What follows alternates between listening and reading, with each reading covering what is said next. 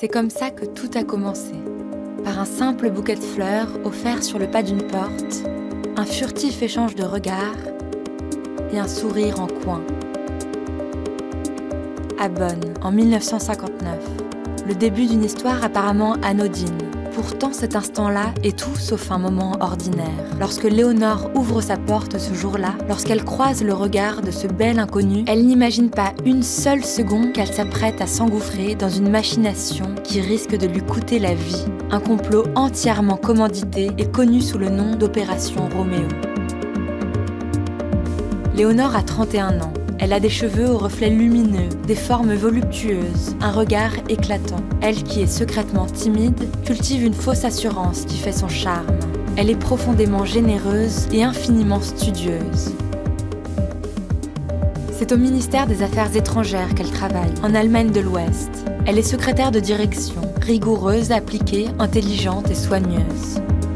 Un soir, alors qu'elle vient de rentrer chez elle après une longue journée de travail, on sonne à sa porte. Léonore se relève, intriguée. C'est étrange, elle n'attend personne. Sur le seuil de sa porte, un homme infiniment élégant, un bouquet de fleurs à la main. Il feint de s'être trompé d'étage. Il s'excuse. C'est une autre femme qu'il cherchait. Pourtant, entre deux, c'est le coup de foudre. Quelque chose se passe de rare. Une compréhension immédiate. Alors tant pis pour la femme qu'il cherchait, le jeune homme invite Léonore à dîner. Il s'appelle Heinz Sütterlin.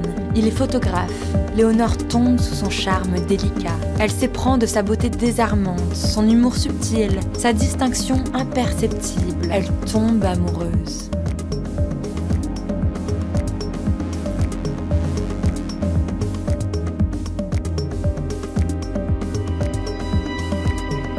Très vite, ils se marient. Nous sommes en 1960. Chaque soir au dîner, les époux discutent passionnément. Heinz pose des questions sur les relations Est-Ouest, sur son travail au ministère.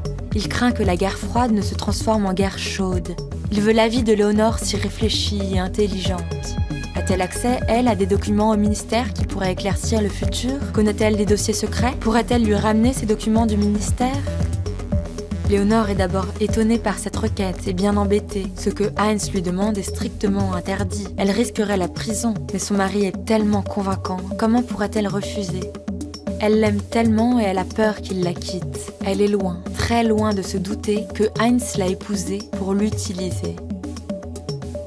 Alors chaque midi en rentrant du travail, Léonore rapporte à la maison des dossiers. Pendant qu'elle cuisine, son mari les prend discrètement en photo. Après manger, Léonore les retourne au ministère. Incognito, personne n'en saura rien. Chaque jour, des rapports, des ordres de mission, des films, des secrets d'État. Chaque soir, des renseignements confidentiels confiés par Léonore à Heinz sur un coin d'oreiller. Chaque semaine, des milliers d'informations exfiltrées d'Allemagne de l'Ouest pour atterrir directement entre les mains et les oreilles du KGB.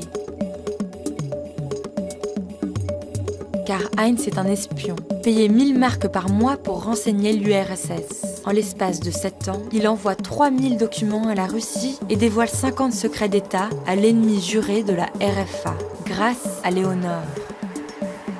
Pourtant, en 1967, une vaste enquête des services ouest-allemands démantèle la filière d'espionnage. Heinz et Léonore sont arrêtés, traînés devant un tribunal. Léonore découvre que son mari est un espion.